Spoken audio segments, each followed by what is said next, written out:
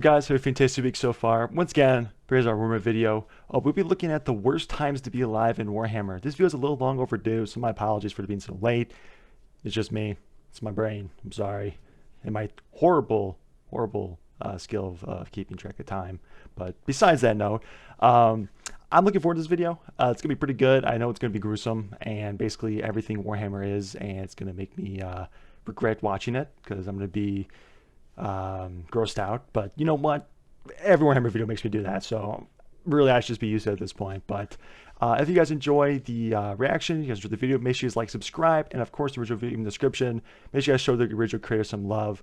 Like, sub to him, comment his video. Without creators like this, I would have little to no idea where to start. So without them, I would never even be able to even scratch the surface of Warhammer lore. So show them some love. I really appreciate that. Let's get to it. Also, just a heads up as well, this is probably going to be a two-parter just because this video is like 40 minutes long. So most likely will be two parts, but we'll see how the pacing is here. Just giving you guys a heads up in case you see like part one, then you know it's, I split it in half. Just so you guys know.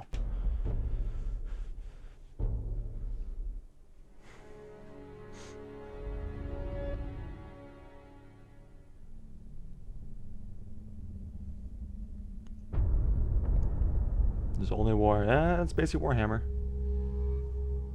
Carnage.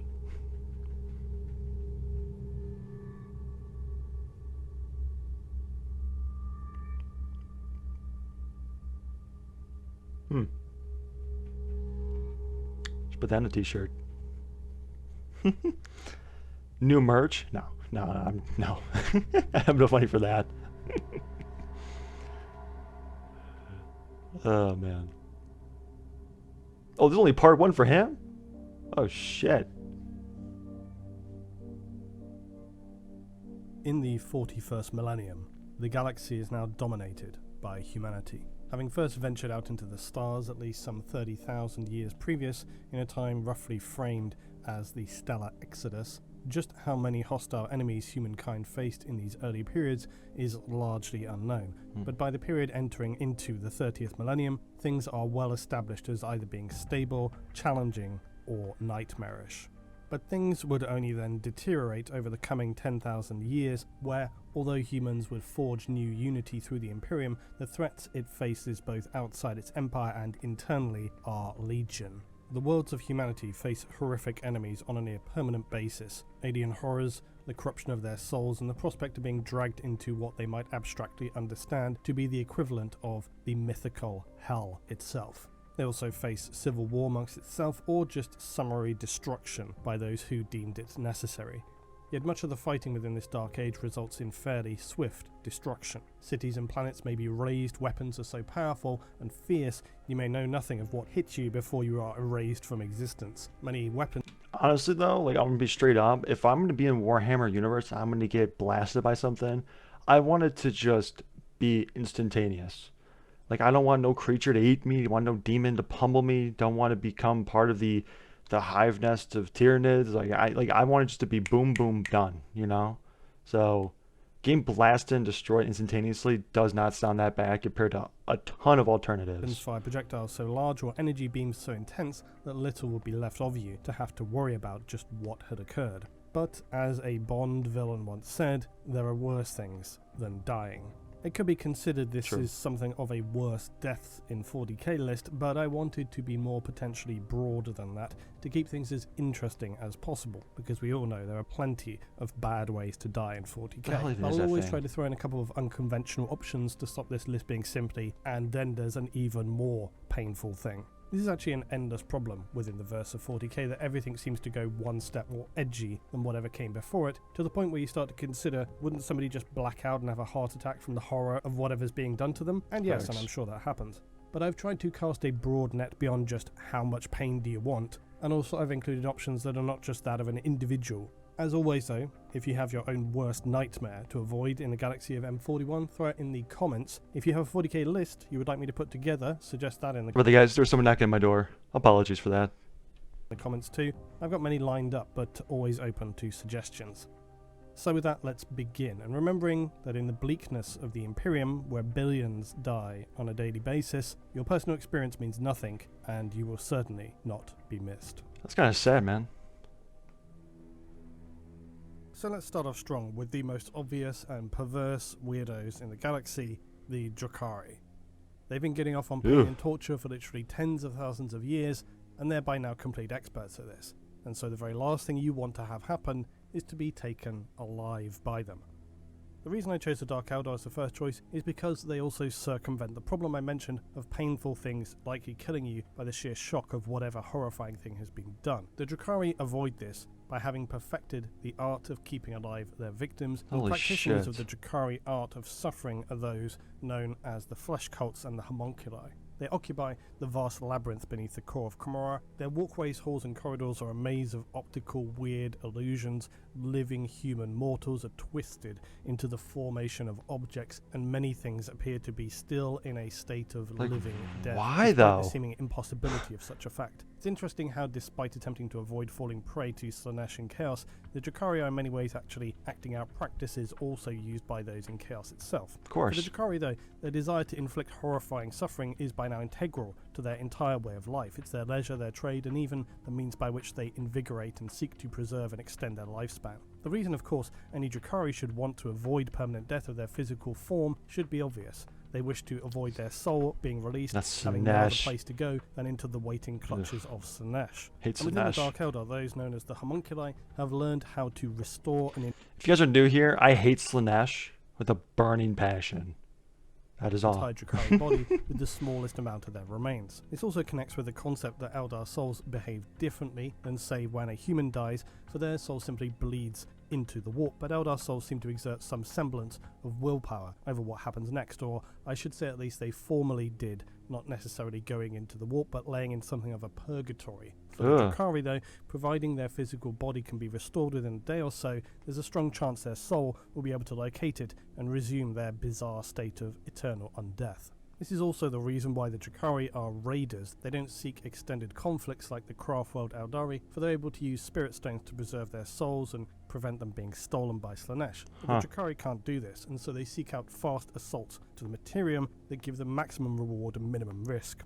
These raids are very often in the service of capturing human victims to be returned to Camorra and the homunculi, and this is something you absolutely do not want to happen. The reason being that the Drukhari are, as I said, rejuvenated by witnessing, feeling, emotionally connecting with agony and pain, and if saturated with enough of it, they can heal from almost any wound. The What? Drukhari are the masters of torture and degradation. They've spent thousands of years perfecting their art, and the longer a Drukhari can drag out a punishment, the greater the nourishment that can be derived from it. A Drukhari who has recently fed upon the torment of others will shine with a cold, startling aura. Their physical form is restored into perfection even as the spirit within is festering. One who is starved of such energies for long enough will become a shadow, desperately hunting for a taste of pain with which to stave off the gnawing pangs in the depths of their soul. What And the for the hell? Drukhari, the problem with this is that they ever suffer the problem of diminishing returns. Simply put, they have gotten used to the idea of pain and suffering. Over thousands of years, they have seen it all, and so now they seek ever more extreme and outlandish ways to inflict pain on others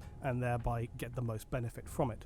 For any heavily wounded Drukhari, their bodies are passed to the homunculi and are installed into crystal-funded pods arrayed above pain racks and torturing tables. These sarcophagi are arrayed in concentric circles that rise into the darkness above, and each hold a semi-cocooned Drukhari warrior in a regenerative state. The patients will literally drink in the dark energy of the torturer's craft as the homunculus works upon the victim below, ably assisted by rack servants and the semi-sentient engines of pain.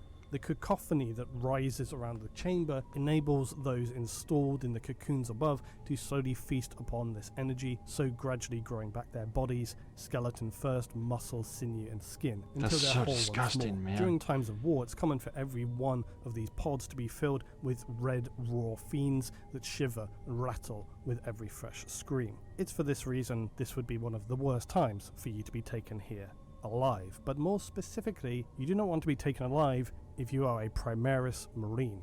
For within the Drukhari, the prophets of flesh, otherwise known as the exemplars of excruciation, are feared even among the Drukhari. They maintain scores of abattoir-like operating rooms, menials are near permanently going through the actions of dissecting and reconfiguring the musculature and nervous tissues of their subjects into bizarre misshapen horrors, and they are the masters of the flesh craft. Oh The my Chitauri are gosh. performing artworks, if you want to call them this, out of the flesh and form of mortals. Such is the boredom of immortality.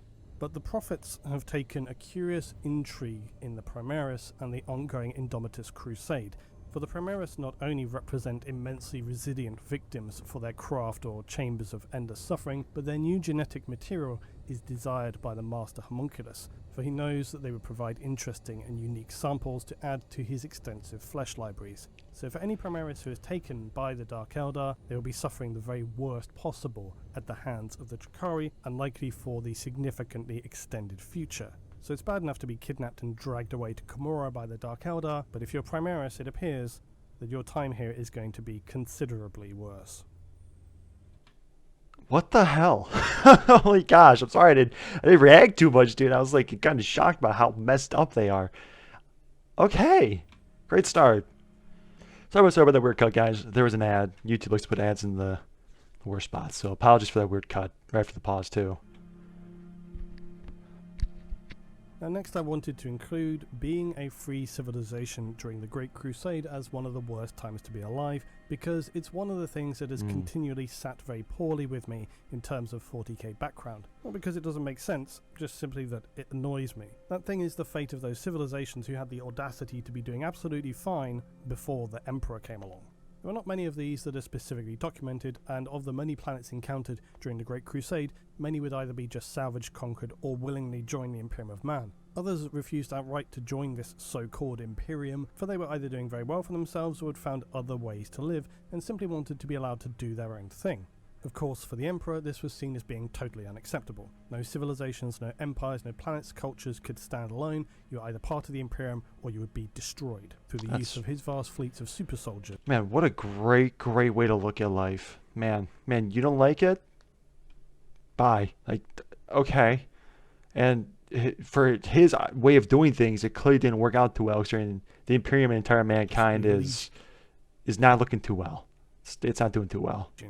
The Astartes. But several noteworthy instances spring to mind: the Diasporics, the Interrex, Planet 4716, and the Oretian Technocracy. Of these, several were not especially interested in joining with the Imperium. One was up for it, but kind of made a mistake, and the other barely even had a chance to respond. In the case of the Interrex and the Oretian Technocracy, both of these civilizations had survived the Age of Strife and somehow maintained the use of their STC databases. It's unknown though how complete these were, and both demonstrated ownership of stable, civilized worlds who had considerably advanced technology. In fact, both proved something of a surprising challenge for the Astartes. In the case of the Oretian Techs, the Imperials would end up drawing in 3 legions of Astartes. It would take them nearly a year to conquer their civilization. Damn! That their STC was actively creating new technology to aid them. And the Emperor still thought that these worlds needed him.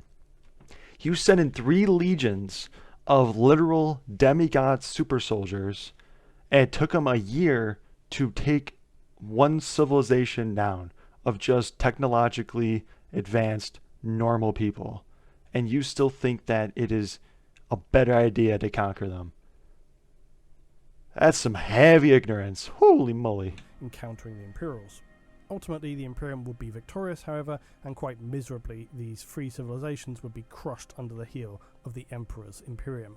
But I have often speculated, what would have happened if a civilization such as the Oretian Tech had been more proactive in their expansion pre-Great Crusade? What if they learned in advance of an approaching warmongering crusade and had prepared their defences and grown their army? Things could have been very different and very interesting, with perhaps an enclave in the galaxy of humans who had resisted the Imperium. I always regret this not being a thing, but it is sadly entirely a fantasy imagining of mine and something that will never be. And so these cultures would be obliterated by the Imperium, and specifically the soon-to-be traitors who were already turning against the Loyalists at this point. Then we have the planet of 4716. The human inhabitants of planet 4716 had long kept records of their people, and it's said could trace their history back over 4,000 years of separation from any other human civilization. Wow. They'd come to think about terror as being something of a myth. And in fact this was true of many human worlds during the Great Crusade when they were reunited. It had been so long many had completely forgotten that terror was even ever a thing. So when as part of the Great Crusade the Word-Bearers' envoys arrived at 4716, the people upon the world were extremely jubilant to now have an opportunity to be reunited with the rest of mankind. Some of the Astartes believed the populace could be re-educated into belief of the Emperor, others thought they should be exterminated. Primarch Lorgar would tell that as a result of the Emperor's judgment that the Word-Bearers had moved too slowly in the Great Crusade, that this world was to be made compliant quickly, and by compliant he meant eradicated. So now we have the completely insane situation of a planet who is quite willing to join the Imperium. Yeah, they're willing. You're going to kill them all. Like, it's just stupid. That's such a stupid decision. Yeah, they're going too slow. So let's just take this entire planet. People who can really supply us a lot of, resources and knowledge, and they're willing to join us. Let's just kill them all. But was going to be destroyed Jeez anyway. Louise. Simply put, not a good time to be the people of planet 4716, but it gets worse. Lorgar ordered the full-scale planetary bombardment over a sustained period of 12 hours using every major weapon system available. Only one city on the entire planet survived, protected by an unknown and powerful energy field. Lorgar would order a ground assault to exterminate the survivors, but the human defenders proved to have curious and powerful energy weapons. And this continues my theme that many worlds were doing absolutely fine without the Imperium and were in fact very capable of defending themselves. Word-Bearers saw lightning bolts fire up to strike down several Stormbirds and drop pods from the air, killing hundreds of Word-Bearers instantly.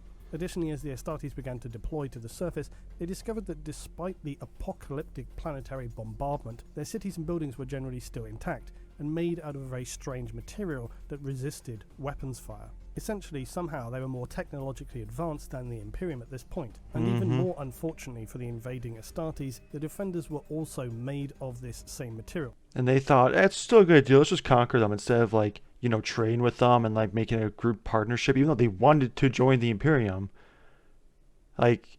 Gosh, I feel like every time they could make a good decision in Warhammer, they just F it up. It's like, oh, here's the key to the universe. Let's just have a war for it instead. Well, no, we're willing to give it to you. No, let's just have a war. Like that alone, that sounds stupid, right?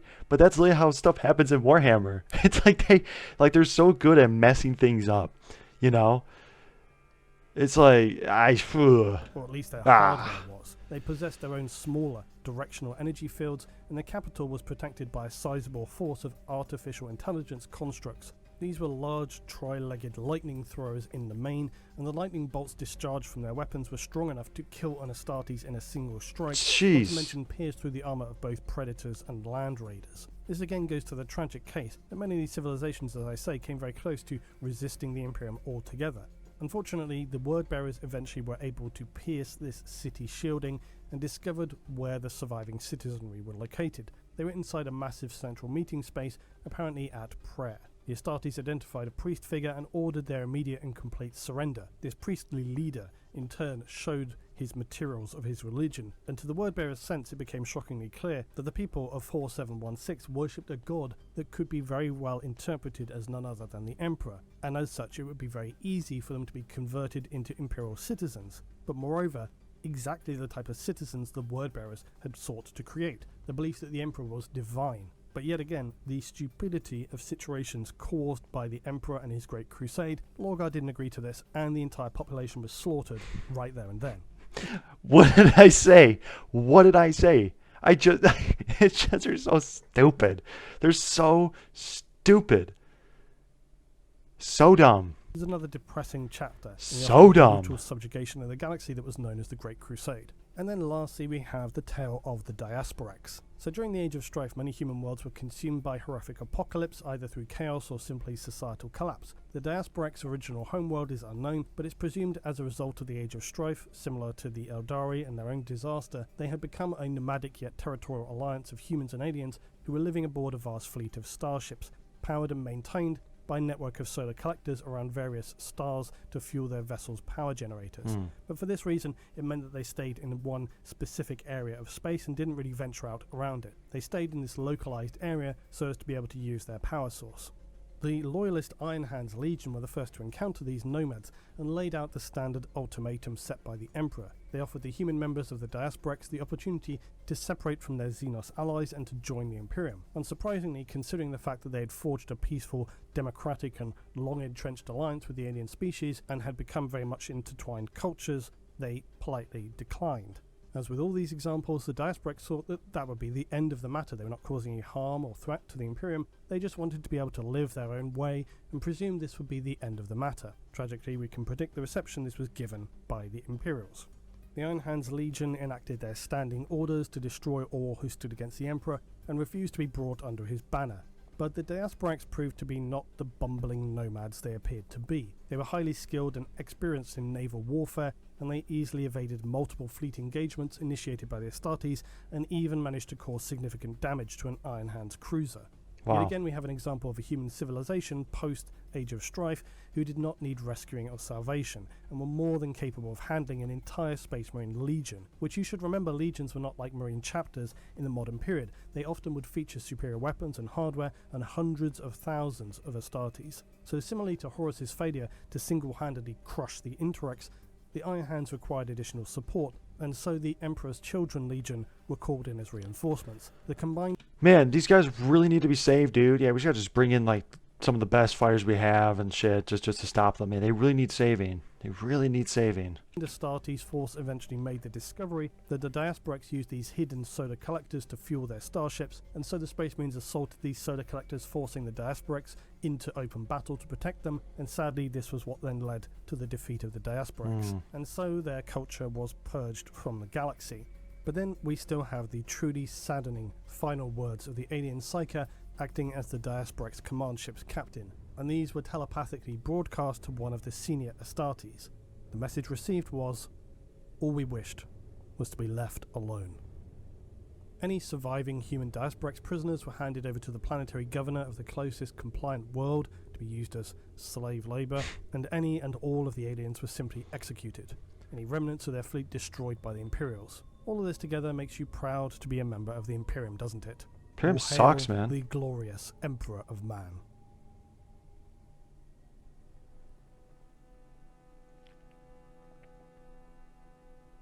One of my favourite nightmares of the 40K verse comes from a relatively recent reference in Plague War, which describes the truly horrifying process whereby a human is sealed in a pocket bubble by the powers of chaos, Nurgle, and used as a means to bring a herald into reality, so that it might simply converse with Typhus. This is the mortal herald of Nurgle in the Materium, originally was first Captain Typhon of the Death Guard. Now, it's not uncommon for ordinary humans who are within a city or ship which becomes captured by the plague entities of Nurgle or that of the Death Guard to succumb to any number of bizarre diseases and body wastage, eyes for boiling out of your sockets, extreme muscle wastage, general deterioration and intense pain for those who suffer the blight of Nurgle. However, for those in the Death Guard, the Plague Marines, they have seen this many times over. So when Typhus sees in this instance just how terribly this single Imperial officer is being tormented, he has to literally stop what he's doing to stand in awe at the horror Nurgle is wreaking on this poor man, specifically because it's not merely one single life-to-death process. Nurgle ruins this guy over and over by sealing him in this kind of pocket localized time bubble, and this again bleeds into my ongoing note about time and the warp and their ability in the demons in the warp to do strange things with time beyond the confines of our ordinary four-dimensional verse. So this human is trapped by Nurgle, who then proceeds to rapidly decompose and recompose him, all while keeping him alive. It is truly an obscene horror, probably one of the most obscene horrors that I've seen in 40k. His body rotting, flesh swelling to the point that it tears, splits, bursts, choose your verb. It's so extreme that even when Typhus, who has seen his fair share of such ravages before, is overcome and stands in awe, observing with a grim fascination how the Lord of Decay is giving such attention to this suffering. As the Imperial is being twisted with pain, he questions what is Typhus doing to him. To which Typhus replies, "Done? I have not done anything. This is not one of my ailments, but someone is doing something to you. I wonder who." So the man continues to suffer the torments of Nurgle, who makes him convulse so powerfully his bones actually begin to audibly crack and break into pieces, protruding out through the limbs and the body. It describes how Grandfather Nurgle is kind and so wishes all those who are afflicted by his gifts to fully enjoy the experience. And so the man's soul remains confined to his body. In a minute, the man looks to have been dead a week, in 2 minutes a month, and yet he still lives. His body all the while is being destroyed by swelling, bursting, rotting, various organs growing, shrinking, all manner of liquids pouring out from various states of being. Typhus continues to be captivated by this, declaring that the man is truly blessed. And the mortal herald of Nurgle says, "Know this, little man. Few of your kind experience such exquisite extinctions, and few still are permitted to see the cornucopia of rebirth your mortal shells permit. You are favoured." Eventually, through this bizarre spectacle, a Nurgling then comes through using this man's as a means to enter real space, crawling out of the rotting mess, and then turns to eat what is left of the man, chewing through mounds of rotten flesh matter, fat and viscera, before it becomes the Herald of Nurgle, forming itself out of this disgusting mess. All of this was simply a means for Nurgle to converse with Typhus, which then they do have a conversation, all while simultaneously somehow the slurried remains of the Imperial officer are still alive. This is a bad day to be alive. Holy shit. So with the guys, this is another ad. Apologies. Now, there is a specific reason why Tyranids are among the most feared enemies of humanity. Oh boy. Part of it is, of course, their unrelenting, all-devouring nature.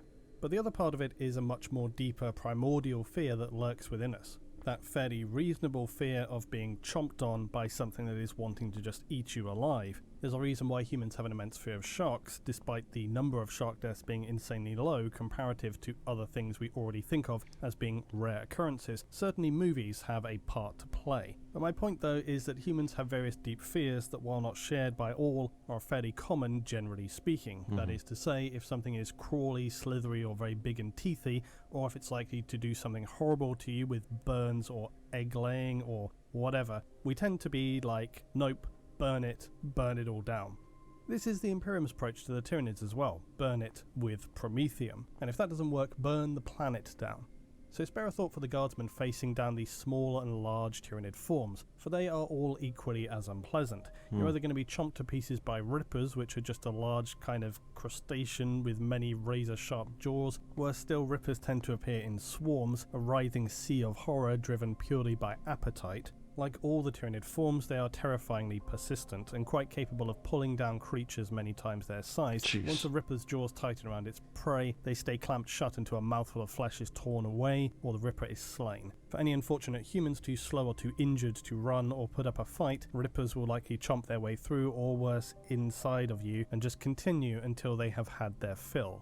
Whilst all Tyranid forms are horrifying, it's really their use of acids that are most traumatic. Guardsmen being hit by these vast acid sprays, and the term spray may make it sound like they were just hit with a bit of a splash that could be either sheltered from, avoided, quickly take off your gear. Tyranid weapons are not like a little spritz. It's a dumping wave of acid fired from horrifying creatures like the Tyrannofex. These things can take out entire infantry formations, and the humans who get hit by this will be left as semi-living pools of flesh liquid. The process of death is not going to be fast or pain-free. They're going to be left in a deafening chorus of screaming, running, scratching at their bodies and faces, attempting to get this corrosive material that is literally dissolving their limbs as they try to free themselves from the nightmare. Some will likely become stuck together as the bodies are fusing, tearing. Before long it will simply be a pool of guardsmen. This, though, for me, is not even the worst of the Tyranid weapons. Lovely. I reserve this for their horrifying use of bioweapons like the Death Spitter and Devourer. Both of these are highly unpleasant and involve small, aggressive, maggot-like creatures burrowing through into your body and basically eating you alive from the inside out. Why? Whenever these are fired at you, the maggots strike with highly acidic fluid splashing and dissolving through near anything enough that it comes into contact with. They use this acidic layer to burrow through inside of a victim, either eating their way through you or, dependent on the specific type of creature, they may begin to attack the neurological tissues of the still alive victim, before moving on through your spinal column and the brain. Sheer unrelenting terror is almost instantly followed by madness as a result of the unbearable and unescapable agony caused by this process. Should an individual be able to maintain enough temporary coherency, suicide by their own weapons is often the option, but witnesses have noted that where this is not possible, only the mercy of their comrades can deliver them from the hell they're enduring, and they still have to worry about where those bizarre Xenos maggots are going afterwards. But in relation to these weapons, most interesting was how the Imperium first discovered the Tyranid held these bizarre bioweapons. Once again, it involves the expert on Tyranids, one Inquisitor Cryptman, who had come into possession of a strange new Xenos thing. He was unsure just what this thing was, but he'd requested a psyker to read this bizarre fleshy matter alien entity and discover just what it was. The psyker described it as like trying to read the mind of a spider, and Cryptman pushes him to delve deeper into it with his power. The psyker describes it as being alive, sentient, hating us. It was a fierce thing, it lives to bite and chew and spit, and he describes how within this thing, one bites, one guides, one dies. That one of the things inside this organism lives to be a projectile. Holy shit. It's a weapon, he would finally exclaim, and it's alive. Cryptman is taken aback by this. A living weapon? A living rifle? He could not believe this. Weapons were designed, they were not born. How could such a thing even evolve to exist? And here's when things get completely insane. The psyker now starts to behave really strangely. Cryptman notices the psyker is talking gibberish and behaving really weird. And soon he picks up the Xenos flesh weapon, speaking, "We hunted the meat things to lay the young eggs within their flesh. Again and again we send them forth." The psyker turns to shoot at Cryptman, and a vomiting shrill roar erupts as the acidic bile maggots fire at high velocity and impact a wall behind Cryptman as he leaps out of the way. He quickly turns to put a round into the psyker, exploding his chest, but still he continues to attempt speaking as he's lying on the floor, seemingly still connected by the mind control of this Xenos weapon. Cryptman realizes what has occurred on the ship where this weapon was originally found, where the remains of the crew who had seemingly been eaten from the inside out and partially dissolved were found. Only their astropath was discovered intact, still in the vacuum of space nearby, and Cryptman has realized that the weapon in fact is the culprit here. It had merged with the mind of their astropath, who had then turned the weapon on the crew, bizarrely then though placing the bioweapon in stasis before decompressing the ship. This was one of the very first accounts involving Cryptman, and one of the first encounters for the Imperium with Tyranid things. I should note though, this is a very early edition reference, and this kind of behaviour with Tyranid weapons is not specifically commonly noted any longer. However, I mentioned it still happened. Interest, and you guys know that I often consider older stuff still relevant, and I think in this specific instance it still seems at least plausible. Yeah. It only further reinforces the terrifying horror of the Great Devourer, and the truly appalling alien nature of themselves and their bizarre symbiotic synapse psychic identity. Hell no, dude. So guys, no YouTube ad. My apologies. And then lastly for today, I choose the Screaming Gallery, but I could equally have titled this something something Night Lords. Heads up, don't get captured by the Night Lords, because getting captured really by any Chaos Space Marine is always going to be pretty awful. Nurgle isn't going to end well, nor would the Iron Warriors, where your fate could range from being twisted into some nightmare form, passed over to the Dark Mechanicum for some kind of unthinkable surgery, or made into a paste to be used as literal mortar. The Night Lords though do seem to take a specific angle to the torments of ordinary mortals, best described by themselves: "We are the 8th Legion. We wound flesh, steel and souls alike. We scar memories. We scar minds. Our actions must mean something, or we deserve to be forgotten, left to rot amongst ancient mythology." What the fuck? It's important to remember that for Chaos Space Marines, the traitors who have turned to the forces of Chaos, and more specifically it's usually those who worship what is known as Chaos Undivided, legions like the Iron Warriors, Black Legion, Wordbearers. Debatably, worshippers of Chaos Undivided worship in its most pure form, although some would say they simply lack the will and conviction to commit to a specific god of chaos. And the key thing to understand always when it comes to chaos is to remember that the gods of chaos spend the vast majority of their attention on what's happening within the warp. It's easy for mortals who are so obsessed with their own importance to forget that the chaos gods really don't pay huge attention to what's happening in real space, the Materium. They expend a very small amount of attention here, but their minions are the ones who actively focus on material space, not the chaos gods themselves. Worshippers of chaos gods, or just chaos undivided, seek to empower themselves and chaos through sacrifice or actions that best serve their chosen deity, in order to gain even the most mild attention of a chaos power. And this means creating a powerful psychic or soul disturbance, and usually that is achieved by inflicting terrible suffering. Fairly easy to really work out the parameters. It should be noted also, this does not always mean having though to inflict physical suffering, although very often it is. One of the most offensive things about the period known as the Curse was very simply Astartes fighting Astartes, as was noted especially early on in, for example, the betrayal at Kauth. This act in and of itself was so disgusting to the loyalist Marines, their sheer outrage and horrific betrayals that would occur served chaos very well. The murders of brothers carried more weight in terms of emotional and soul trauma, so very often Chaos Marines seek to inflict nightmarish actions of creativity and torment, not entirely unlike, as I noted earlier, the Drakari, and the Screaming Gallery of the Night Lords was merely one such thing. Other creative actions similar have taken place, like the astropathic Mortis cry, used to create a psychic resonance feedback loop, but that is another thing entirely. The Screaming Gallery was the design of the Night Lord's Primarch Conrad Kurz, and essentially it was an entire corridor and chamber made up of the broken, fused bodies of still living, permanently trapped, liquid-fed humans. It ranks up there as one of the most nightmarish things in 40k. One of the most nightmarish things. It actually comes into two stages as well, one dead and the other living, because the halls which lead to the Screaming Gallery of the Night Lord's Primarch are decorated with these tortured, twisted forms of human figures. In fact, actually, these are common across all Night Lord's bastions and fortresses. However, they're not carvings. They are in fact humans who have been entombed. Men, women, children alike. Their miserable sufferings are on display, their final forms existing as permanent, timeless reminders of their agony. The Night Lords often focus on this distillation of suffering to bring a sense of the most powerful emotional resonance. It's like when you look at a photograph which has some emotional attachment. If you saw it in a film or a movie or just video, it's gone in a second. But when something is enshrined in a permanent state, it somehow amplifies the power of that image over and over and over, and the more you look at it, the more you feel from it. That is the concept here. These figures that adorn the fortresses of the 8th Legion were once living humans, but who have now been dosed in their final moments with powerful paralytic drugs rendering them essentially statue-like. They will then have been coated with a slurry of rockcrete to permanently entomb their final emotional state. But this though pales in comparison to the actual... Are they still alive? They have to be, right? Screaming Gallery of the Primarch. Kurz had devised a far more horrifying decor for what would become his war chamber during the heresy.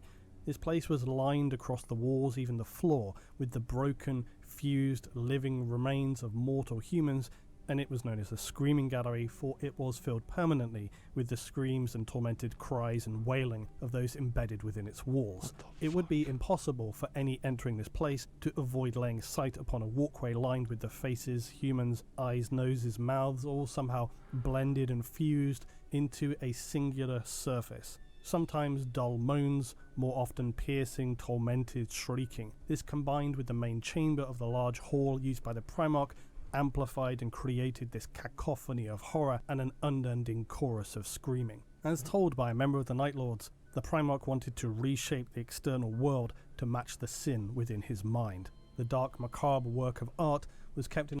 He's a little messed up. He's, a state of living perpetual suffering by a team of servitors and techs who would continually feed the mortals via liquid tubes behind the facades, intravenously feeding them a continual concoction of nutrients and drugs to prevent them succumbing to their mind-bendingly traumatic state of living death. Additional blood filters and organ simulators were situated beneath the floor. Oh my Robed gosh. servitors would quietly sweep the chamber, misting the faces of the condemned with water vapor to keep them moist. The gallery was an ocean of suffering and truly offensive to humanity in the most egregious terms imaginable. It was such a trauma, even some of the Astartes struggled to contend with it at first, but the most disturbing descriptions come from those later who described how they eventually became desensitized to the horror of the Screaming Gallery, that despite the inescapable screaming, wailing, crying and pitiful moaning, they became immune to the misery. That in time it even became enjoyable, that it enabled those members of the 8th Legion who attended their Primarch to be able to think with clarity and focus. One Astartes described how at first it was meaningless, but afterwards it became music. Okay. I decided to keep this list on the shorter side today, so I can give you guys more Shorter regular side? content alongside long-form stuff where we dive a bit deeper. As always, thank you for joining me here on the channel. If you I don't know what else to say. That was disgusting and sad and awful and terrible. um, and he said the list is short. Jeez, man. Like I know Warhammer like sucks to live in the 40K universe, but this is a whole different level. Like if we're on level 10, you just dial that thing to level 11, man. Jeez. Well, I feel the video was self-explanatory. I don't think I had this I can add to because it was pretty messed up. So I hope you guys enjoyed the video. If you guys like my reaction, make sure you guys like and subscribe. I really appreciate it. Also, make sure you guys check out the original video in the description. I really appreciate that as well. I'll see you guys in the next one. Take it easy.